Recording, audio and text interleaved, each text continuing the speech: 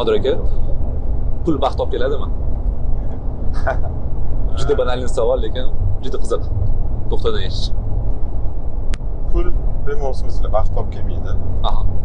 Ya'ni baxtsiz boy insonlar ham ko'p, lekin pul как resurs baxtli hayotni ta'minlab berish uchun vosita sifatida xizmat ko'rsatishi aniq.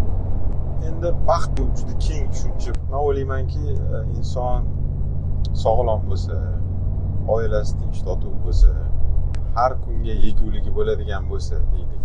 Shu kun uchun u inson baxtli hisoblanadi deb o'ylayman. Endi baxt tushunchasi rastijimniy narsada, haligi borib ko'rgan bo'lsanglar kerak.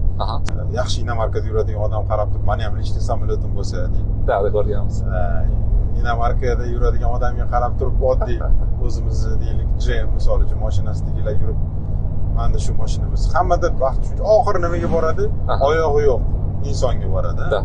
Oyog'i yo'q inson qarab shu odam oyog'ida o'zi peshkom yuribdi deb degan orzu havasini qilish mumkin. O'shaning uchun baxt tushunchasi bu hammada har xil tushuncha. Men o'zimning fikrim, inson sog'lom bo'lsa, to'rtmunchasi sog' bo'lsa, qo'li oyog'i ishlayapti, hissiyoti bor eng asosiysi. Qalbida hissiyoti bor, his tuyg'usi bor.